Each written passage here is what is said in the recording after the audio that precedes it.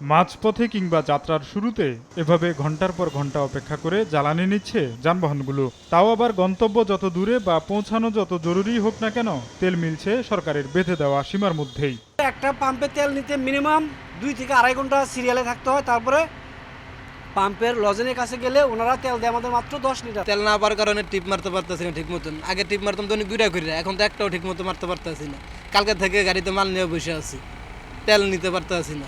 যানবাহন জ্বালানি সরবরাহে সরকারের এই রেশনিং পদ্ধতির কারণে ব্যাহত হচ্ছে ডকুমেন্টস, ঔষধ, ব্যক্তিগত পার্সেল ও বাণিজ্যিক পণ্য পৌঁছে দেওয়া কুরিয়ার সার্ভিস।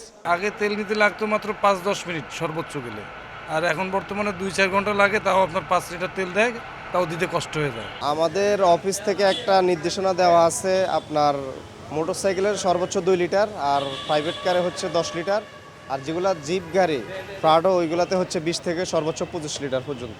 ট্রু 700 ppm আকিশ বসে গ্লাস কেনার আগে দেখে নিলেই জিতবেন। সঠিক সময়ে পণ্য পৌঁছে দিতে না পারায় গ্রাহক অসন্তোষ বাড়ছে।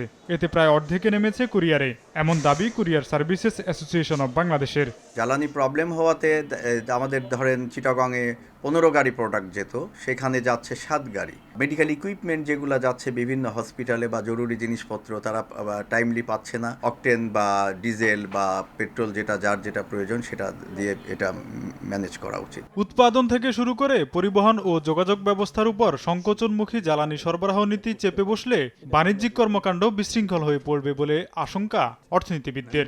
রেশনিং করা হচ্ছে, এটা তো অবশ্যই আমাদের উৎপাদনের উপরে সাময়িকভাবে হলেও একটা চাপ সৃষ্টি করছে এবং সেটা তাদের ব্যয় বাড়ানোর দিকেও এটা নিয়ে যাচ্ছে, আবার তাদের প্রতিযোগিতা সক্ষমতার উপরেও তো সেটা একটা চাপ সৃষ্টি করবে। এটাও স্বীকার করার উপায় নেই। তাৎক্ষণিকভাবে সিদ্ধান্ত নিয়ে আমরা এটা সামাল দিতে পারি, তাহলে যে এখন সীমাবদ্ধতাগুলি আরোপ করা হয়েছে সেটা আমরা দ্রুত তুলে নিতে পারবো। এদিকে মধ্যপ্রাচ্য সংঘাত চলমান থাকলেও হরমুজ প্রণালীতে বাংলাদেশি তেলবাহী জাহাজকে নিরাপদে চলাচলের অনুমতি দিতে সম্মত হয়েছে ইরান, যা দেশে জ্বালানি সরবরাহ স্বাভাবিক রাখতে সহায়ক হবে বলে মনে করছেন সংশ্লিষ্টরা। রেশনিং পদ্ধতির কারণে জ্বালানি সংগ্রহে কুরিয়ার সার্ভিসের গাড়িগুলোকে অপেক্ষা করতে হচ্ছে ঘন্টার পর ঘন্টা, যার ফলে ওষুধসহ জরুরি পণ্য সামগ্রী গন্তব্যে পৌঁছাতে লাগছে বেশি সময়। ফলে রেশনিং পদ্ধতির বাইরে গিয়ে কুরিয়ার সার্ভিসগুলোকে বিশেষ বিবেচনায় জ্বালানি সরবরাহের দাবি সংশ্লিষ্টদের। তোফাজ্জল হোসাইন, সময় সংবাদ, ঢাকা।